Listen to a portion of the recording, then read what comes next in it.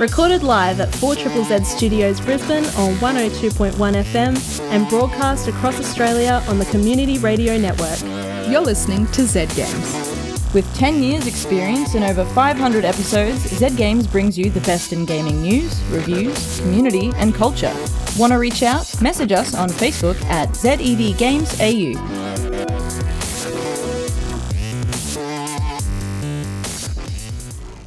Welcome, friends of all designs, to Z Games. I am Paul, and joining me tonight are my friends Zahra and Tobi. Thank you for joining me today. I just wanted to say something. Yeah? Paul, you called us your friends. Yeah? Hey. Warm, fuzzy feeling. Oh, I have a really low bar of entry. It's fine. Okay. Oh, wow. Oh, you should see how easy I'll say I love you. It's real. Oh no. I've got a very, very supple heart. In multiple ways. A lot of heart disease in my family. Oh, no. Well, In the Christmassy mood, I thought this fine Christmas episode I'd bring in all the best of video game Christmas music and games to talk about. So I've finished the list now. That wasn't a Christmas song, and there are no good ones. well, look, everybody knows where to find their Christmas playlist if they want to listen to Christmas music. But Mariah Carey, Yeah, I was about to say the same thing. the Michael soundtrack to Love Bublé. Actually. But if you're listening to Z Games, you probably want to listen to video game music. Or you want to listen to I, It's Christmas by Ricky Martin. What? Look it up. Listen to it. We're definitely not want to playing look it it here. Oh God, yes. Oh, I, okay. It's Christmas is it's a delight, I have to say. It's really something. Oh God. How are your Christmases panning out so far? Pretty good. I've prepped my Christmas ham for our Christmas Eve lunch tomorrow, so very excited to finally have some Christmas ham. Hmm. Yeah, it's been a while. Yeah, I don't know any of our food plans. Oh, I had a severe sickness on the weekend, right. so I haven't been Oh. thining about food at all. it's But I'm probably good the now. last thing you want to think about. Yeah. It's good. Maybe I lost some weight. Let's hope. I've got nothing planned. Well, no, I'm busy as all because this is the busiest Christmas I've had in the last few years. Yeah. Yeah. Now I've got to play games for Christmas. Oh yes, you do get a weird responsibility. Yeah. When you're doing volunteer community radio, I find. But it is good. I mean, you're still new to me as well, but I play a lot of video games. Yeah. So what I do not do is finish a lot of video games. Yeah. But because of this, I've been finishing way more games all the way through, and you know, it's different when you can get a full assessment of the whole thing. It's And like, this is where we say, was it really worth it? yes, it always is. Oh man. Okay, let's jump into the news, and then we can have a chat about some of what's going on in the industry at the moment, because there's at least one big one. Okay. Let's hear about it. Nintendo of America president says the Switch console is entering midpoint of its lifespan. In a recent interview, American Nintendo boss Doug Bowser stated he believes the Switch console has reached the middle of its lifespan. This doesn't mean they're slowing down anytime soon, though. Many titles are in development for 2021 and beyond. He also addressed the long-rumoured Switch Pro model, stating it is not something Nintendo is focusing on for the immediate future, and they will instead lean further into their Switch and Switch Lite consoles for 2021. Despite the recent launches of PlayStation 5 and Xbox Series X, the Nintendo Switch outsold both in November 2020, with 1.35 million units sold. Doug credits its continued popularity to its mobility and versatility, but it's hard to deny that COVID-19 played a significant role. You only need to look at the craze that followed Animal Crossing's release. It will be interesting to see how this console progresses next year and through the rest of its lifespan. The controversy surrounding Cyberpunk 2077 continues. Developer CD Projekt Red continues damage control with release of patches to address the game's numerous bugs. Sony has removed the game from its digital store until further notice, but the game is available in physical copies for those still keen to try it out. Microsoft hasn't removed the game, but issued a warning on its online store stating that users may experience performance issues when playing this game on Xbox One until the game is updated. Both Microsoft and Sony are offering refunds for players who are unhappy with their purchases of the game. After 8 years of anticipation, the game has now been dubbed a flop by many of its disappointed players, but there is still a sizable group of players, mostly on the PC, singing the game's praises. Whether you love it or hate it, it's impossible to deny that Cyberpunk 2077 has had one of the rockiest, most controversial releases in memory. Steam's 2020 Autumn Sale was its biggest ever. In a recent blog post, Valve revealed the 2020 Autumn Sale was its biggest ever in terms of revenue for the developers and publishers. Several factors seem to be at play here. A resurgence of popularity for older games, a spread of new games finding success, and of course, the ongoing pandemic. During the sale, just shy of 1 million players bought a game or made a microtransaction on the platform. Even more impressively, concurrent users peaked just under 24 million users, 7 million more than the same time a year prior. Steam's annual holiday sale started just this morning, so it will be exciting to see what it has in store for us. That's all this week in gaming news. Thanks for that, Melee. Yes, what a week in news. Now, before we get on to the cyberpunk stuff, what a thing that is. I just wanted to say, the Nintendo stuff, the 31st of March next year, which it's so weird. It's this like weird sort of Damocles hanging above our heads. All this stuff is going offline, being stopped sale. Everything's happening on March 31st. What does Nintendo... Either what are they planning or what do they know? I've been watching rumors on this one and kind of like, there's going to be a thing. And then they go, no, there's not that thing. And I bet it's not. I bet it's nothing. I bet it's an arbitrary financial date where they have to cut off a bunch of contracts or something. Yeah. But it's creating all this mystery. It's stressing me out. It's stressing me out. Yeah. It'll be like a 5-minute direct and that's it. Yeah. No more. It's just like, can I have a hint, perhaps? You know? We're bringing back Chibi Robo. Yay! I love Chibi Robo. Anyway, so Cyberpunk, what a thing. For it to, for Microsoft and Sony to be actually giving refunds is really something. Because Sony doesn't like giving refunds, especially for digital games. They don't. Not typically. Once it's downloaded, it's done. Yeah. So that says a lot, I think, just by itself. But the internet saying a whole lot of other stuff. Well, when it first came out, I was watching it. I was talking to my cousin, and he bought it on PS4, but he was playing it on PS5. And the amount of he enjoyed the game, but when he could play it, Yeah. and that was the huge issue there. And I'm sitting there on my PC with a not up to date graphics card, going, I'm good. Yeah. It runs relatively well for me on my PC. It's like you don't have my first bug, which was just every time I looked in a mirror, I was naked. Oh yeah. And at first I thought I didn't put clothes on, but no, I just me too. I did have clothes on. It was fine.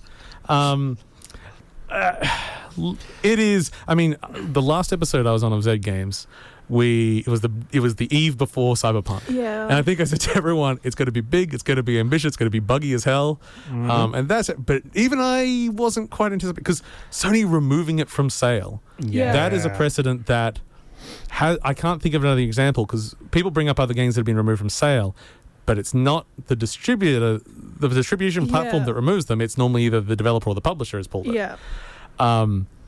This is, it's huge. It's honest, like, I expected there to be bugs. There's always going to be bugs. And I knew that there was going to be a lot of expectations from this game, because it's been talked about for quite a long time now. And the hype has just been building and building and building. So I sort of expected there to be a fair amount, a fair bit of disappointment. But overall, a game that can be played pretty well. Hmm. I wasn't expecting it to That's be... it. I still do have a lot of friends that have put in, 40, 50 hours plus Yeah. and love the thing. I personally played the intro and said, this will be a great game to play later next year. I Yeah. have other games to play. That is fine for me. But the console release is pretty unforgivable at this point. It's messy. Now, CD Projekt Red have always been very good at support. I expect that they are not stopping on this game, and it will have a lot of its issues ironed out. I do think there are fundamental issues with the game itself in some areas, which can never really be fixed because it's just the design of it. Yeah. But I think the problems with it will go away. But it could be a while. So I would probably just look at other games for Christmas. Yeah, and I say this nearly every time we talk about about Cyberpunk. Mm-hmm. Play Minecraft.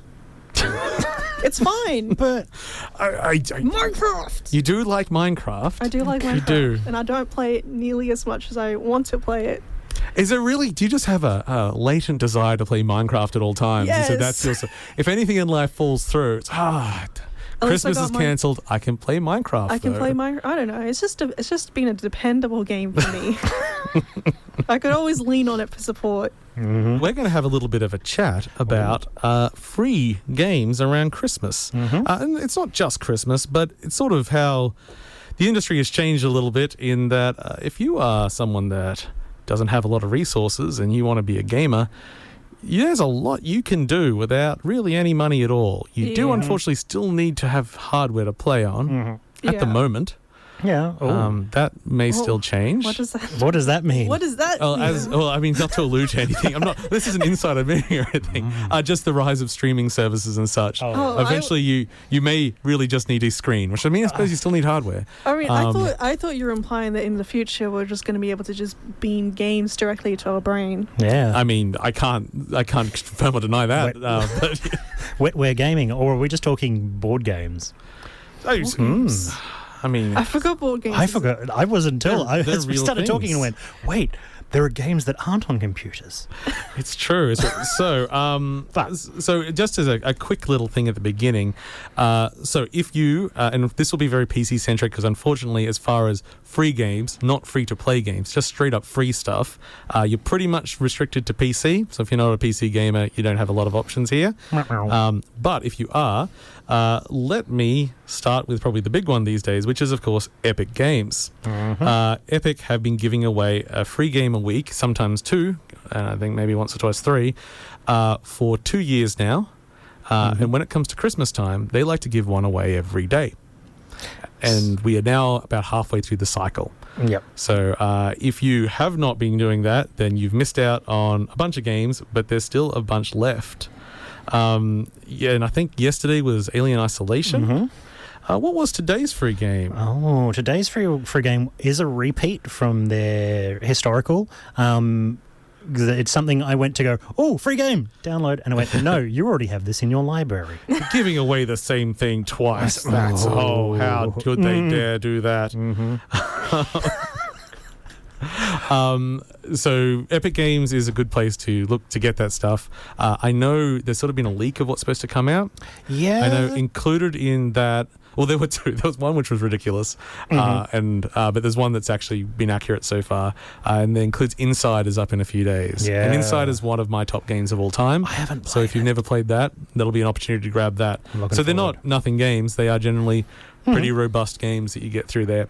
Otherwise, GOG, Good Old Games as it used to be, also owned by CD Projekt Red, or CD Projekt. Red is the developer and GOG is their distribution platform. Yeah. They also do free games at the moment. They have Brigador, which is a tactical mech game out today. Last week, Ubisoft did a week of free games, and unfortunately that's over now. But they gave away things like Starlink and Trials Rising. So, and then also there are sites like Indie Gala and Fanatical. Yeah. Fanatical, who also do the same thing. And if you're, I'm throwing a lot of things out. There's lots of communities that follow this stuff. So Reddit is always a good place to check stuff. There's literally free games Reddit, which will get you stuff. Yeah. People just post.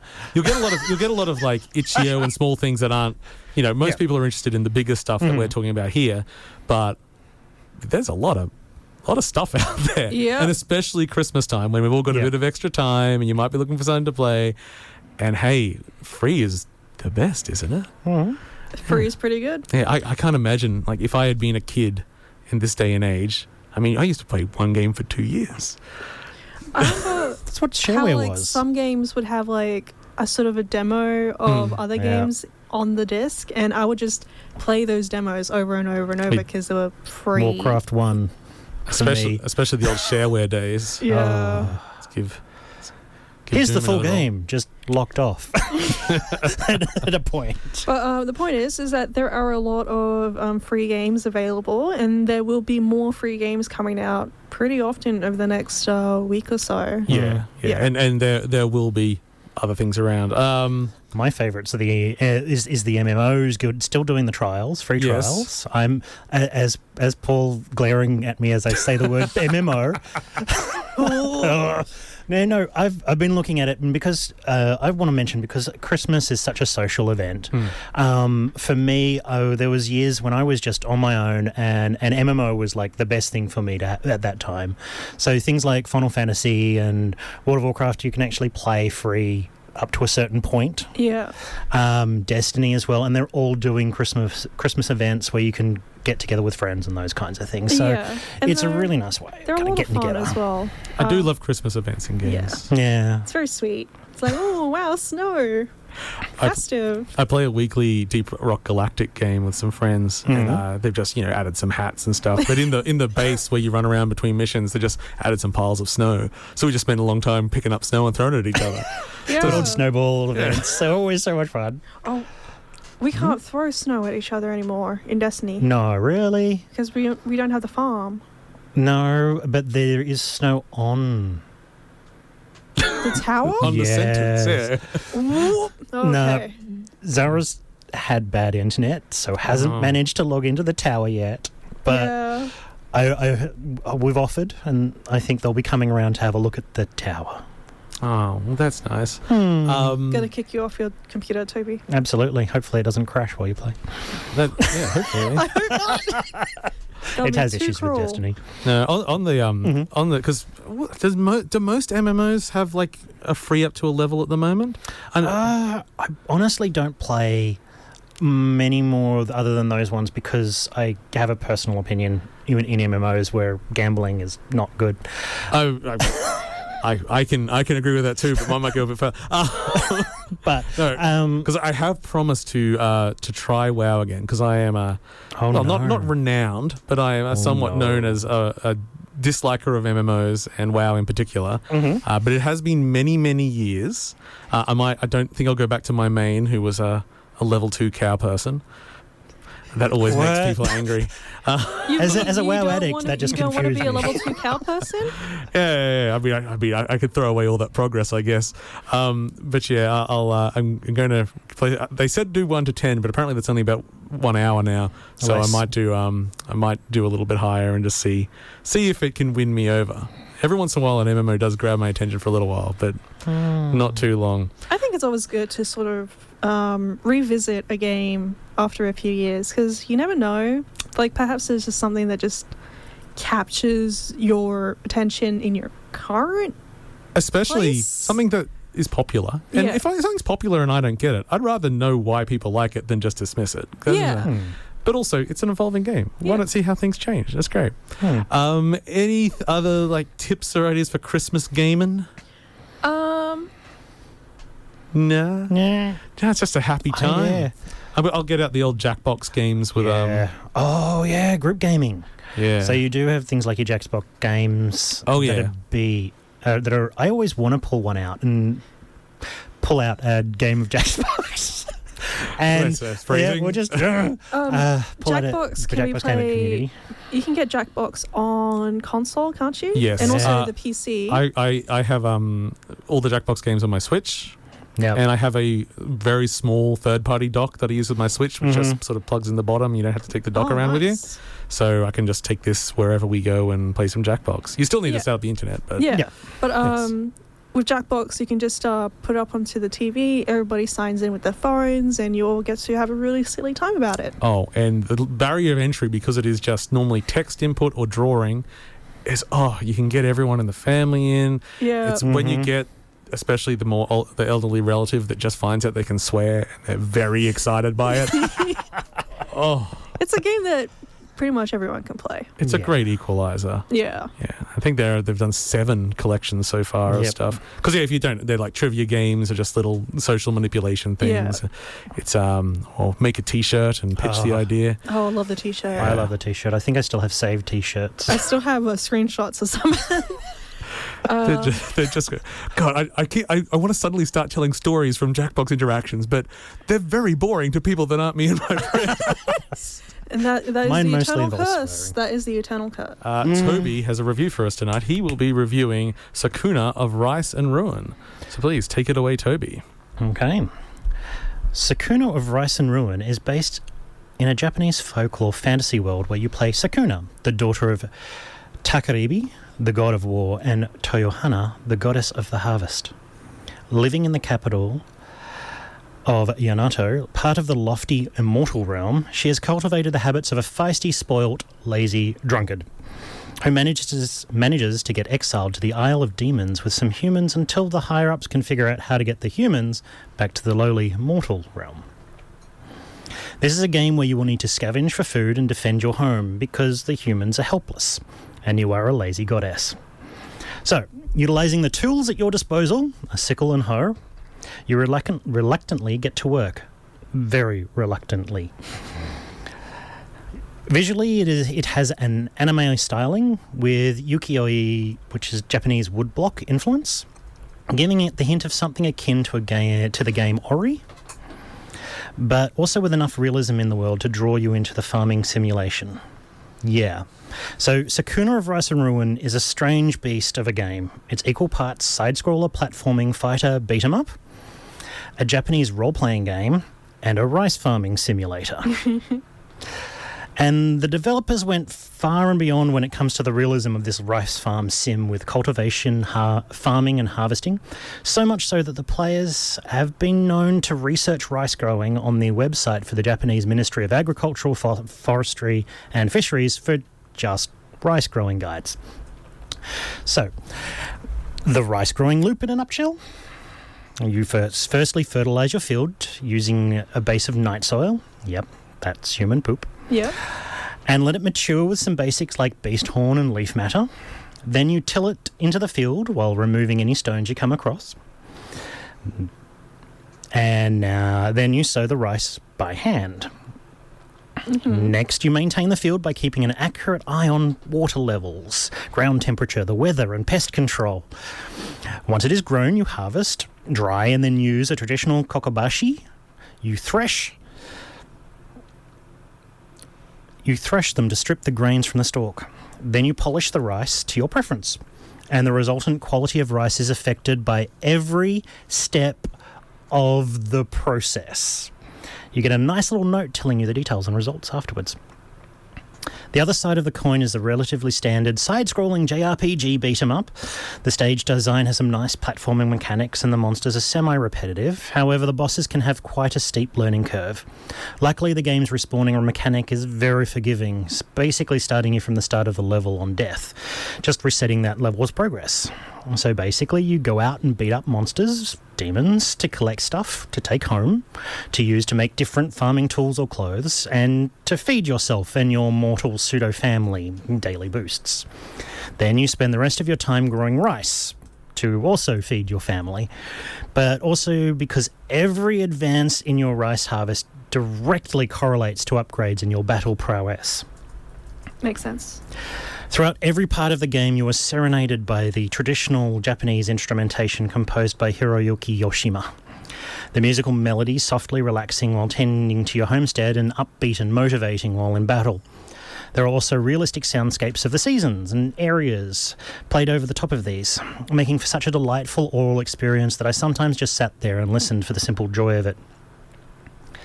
Combat, though, is punctuated with Sakuna yelling the same few lines during combat, which I remedied by changing the language preferences to Japanese voice acting. This could be my inner weeb raising its head, but once I turned on the Japanese audio, the voice acting soothed my inner farming and grinding angst, making for a far more enjoyable experience. Overall, while Sakuna of Rice and Ruin has quite a repetitive gaming loop, I found the farming therapeutic in its repetition. Moreover, coming home at the end of the day and having a meal with my pseudo-family and hearing about their pasts, the discussion of religion and belief, or just family dynamics, gifted me with the stillness and contentment of just a happy family. If I had to classify this game in just one word, it would be forgiving. For the easy respawns, the many avenues to increase strength and game progression, the many ways it tries to help you along, and the family who not only helps you to be a stronger, but also a better person in the end.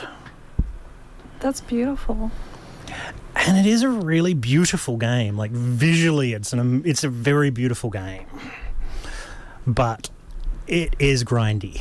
It is work. It is work. But And it sounds Work like games are good. yeah. it sounds like it does it well in that the grinding and actual like having to do all this work and research for this mechanic, because it is a mechanic, is part of the game because it just slows things down. Yeah, literally everything you do in this game makes you better, even if it's just a little bit. Yeah. And in that, when you die, you learn a little bit of what you just did so that you can do it again. That's the only thing is you go back when you die and you lose all those items and goodies that you've just collected, and now you have to go and do it all over again.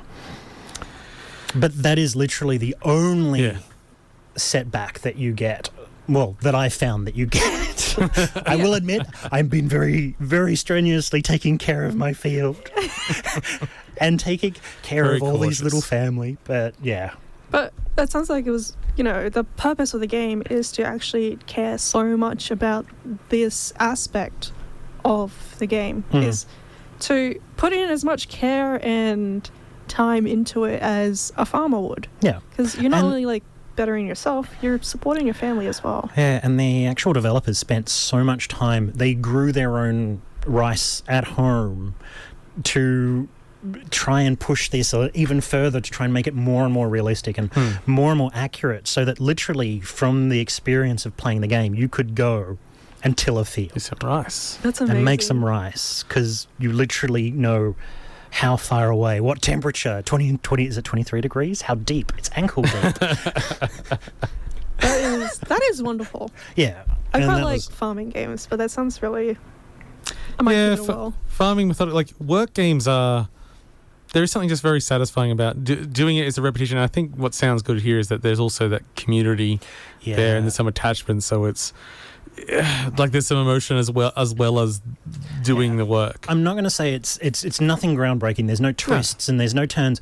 But coming home and hearing about how one of the characters used to be a missionary for Christianity, basically, and was like, haha, all other people, the one thing that combines everybody is they all throw poop at missionaries.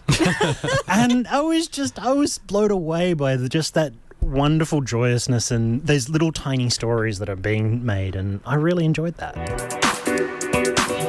Want to listen to more Zed Games? Check out our podcast on Spotify or follow us on Facebook, Instagram, and Twitter, which is at ZedGamesAU to get behind the scenes action. sneak peeks into reviews, and of course, lots of memes. We're pretty much getting near the end of this very Christmassy episode. Oh, You actually do jingle. I do jingle. Oh, that's Tis the season. I hope the mic actually took that. no, it did. Oh, nice. Yeah, you got a very jingly face. It's got these earrings, the little bells, so anytime I disagree with anyone, they're going to know. Okay, so before we say our goodbyes, we're going to do something a little bit different at the end of this episode. So after we say goodbye, we're having a live performance A live performance By- right here by Right now. DJ Me. by DJ Me. DJ Me. I'm going to play the game Fuser by Harmonix, which is a DJ game, which I am not very good at. And you can hear some absolute monstrosities to close out the show. And I'll be playing this live, so enjoy that. I'm Merry looking forward to Christmas. Thank you for listening on this very Christmassy night. I- Soundboard, y'all. I've been Paul. I've been Zahra. And I've been Toby. This has been Z Games. See you later, folks. Thanks for listening to Z Games. If you'd like to listen to more, check out our podcast on Spotify or follow us on social media at ZEDGamesAU. See you next time.